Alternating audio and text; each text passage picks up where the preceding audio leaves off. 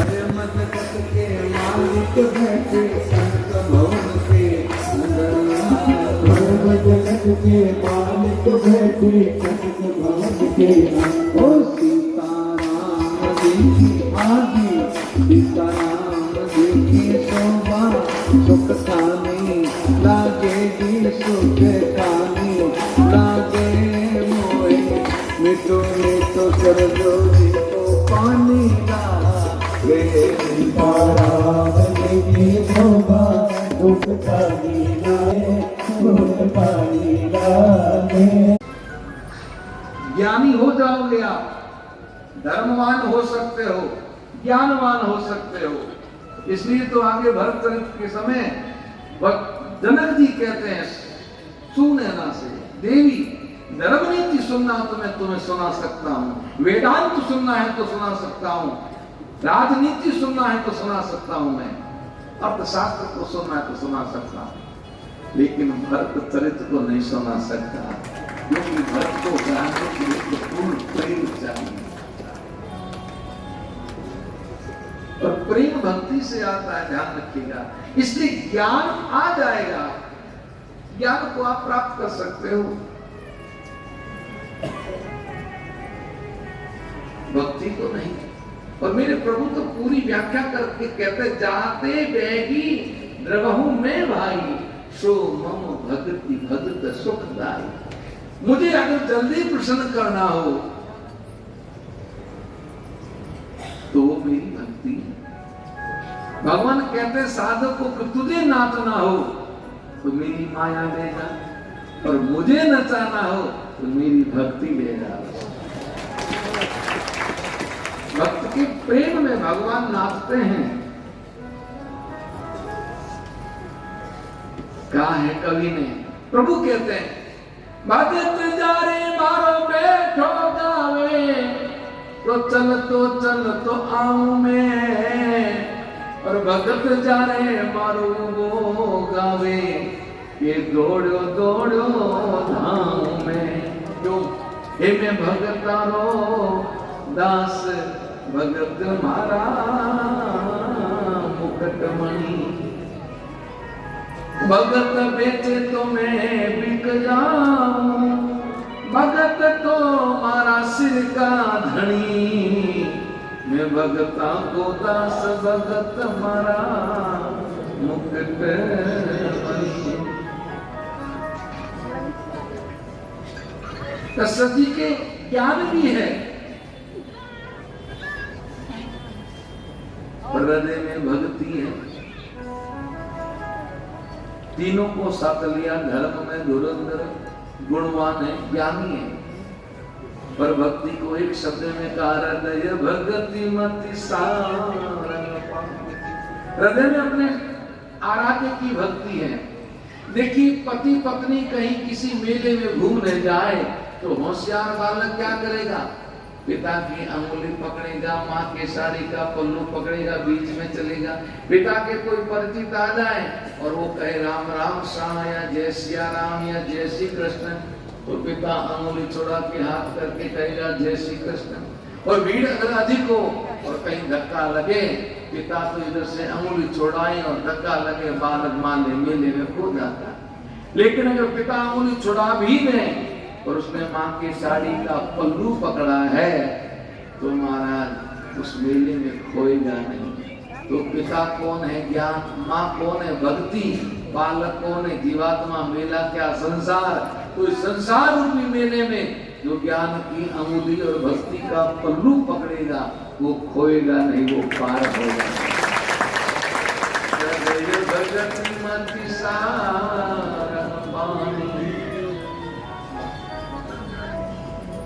सब कुछ है, पर गोस्वामी जी कहते एक बार भूपति मन माही, बेक्लानि मोरे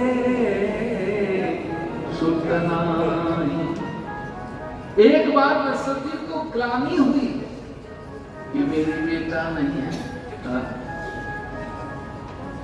व्यंग मिला, एहसास कराया गुरु पत्नी ने, गुरु मां ने, अरुंधति जी ने। जीवन में सुख ही सुख था, कभी ये बात ही नहीं थी।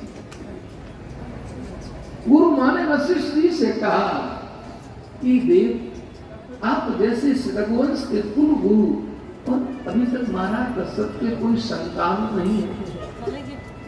वशिष्ठ जी ने कहा, देवी, अवधेश के जो संतान होने वाली है, वो संतान ऐसी वैसी नहीं है। जो उनके घर लाल आएगा, वो लाल ऐसे नहीं आएगा। जब तक अवधेश के हृदय में लाल को पाने की लालसा नहीं होगी, तब तक वो लाल आएगा नहीं। उस लाल को बुलाने के लिए लाल को पाने की लालसा होनी चाहिए। अरुंधति जी ने कहा, देव, लालसा तो मैं प्रकट कर दूंगी। वशिष्ठ जी ने कहा, लालसा तुमने प्रकट कर दी, तुम्हें वचन देता हूं, लाल को मैं बुला दूंगा। तो गुरु माता ने कहा, मैंने कई बार कथा को सुनाया है, और जैसे दशरथ जी को पुत्र पाने की लालसा उत्पन्न हुई, और तुलसी जी ने कहा, एक बार भूपति मन माई, बेक्लानि मोरे सुत नाई। ग्लानि हुई, मेरे पुत्र नहीं है। सब कुछ तो है जीवन में, पर बेटा नहीं। किसी को कहा नहीं, गुरु गयो तुरत महिपा। सीधे गुरु के पास आई, चरण लागी करी विनय निशाना। चरणों में प्रणाम किया और हाथ जोड़ के कहने लगे, गुरुदेव, क्या ये रघुवंश यही अंत हो जाएगा? क्या मैं पितृ ऋण से मुक्त नहीं होगा? जीवन की चौथी अवस्था आ गई है।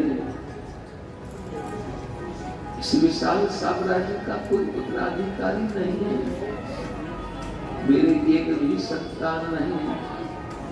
निज सुख दुख सब गुरु ही सुनायो, कह वशिष्ठ बहु विधि समझायो। अपने सुख दुख को गुरु को कहा, अवधेश रोने लगे। वशिष्ठ जी ने कहा, राजन दुखी मत होइए, धर बहु धीर, कोई सुख चाहे। तुम धैर्य रखो, तुम एक की बात कर रहे हो, एक नहीं तुम्हारे 4 बेटे हो। गुरुदेव फिर कब होंगे? वशिष्ठ जी ने कहा, तूने पहले कब आके कहा कि मेरी संतान नहीं है? तो मेरी हुई क्यों नहीं? तुम्हारे ऐसे पुत्र नहीं होंगे। तुम्हें पुत्र पाने के लिए पुत्र कामिष्ट यज्ञ करवाना पड़ेगा। तो कहा, महाराज करवाइए। का वो यज्ञ मेरे द्वारा नहीं होगा, वो यज्ञ श्रृंगी ऋषि के द्वारा होगा। तो उन्हें बुलाइए। श्रृंगी ऋषि वशिष्ठ बुलावा, पुत्र का शुभ यज्ञ करावा। श्रृंगी ऋषि को बुलाया, पुत्र कामिष्ट यज्ञ करवाया। बाबा कहते, भक्ति सहित मुनि आहुति दीने। प्रेम से जैसे ही आहुति दी है तो प्रगटे अगीन चलो करने। अग्निदेव प्रकट हुए हाथ में प्रसाद लेके, और वशिष्ठ जी को कहा, जो वशिष्ठ कछुर दय बिचारा, सकल काज सिद्ध तुम्हारा। जो तुमने मन में विचार किया, आपका सब कार्य सफल हुआ। अब इस प्रसाद को महाराज दशरथ को दे दें और उनको कहें कि अपनी रानियों में यथा योग बांट दें।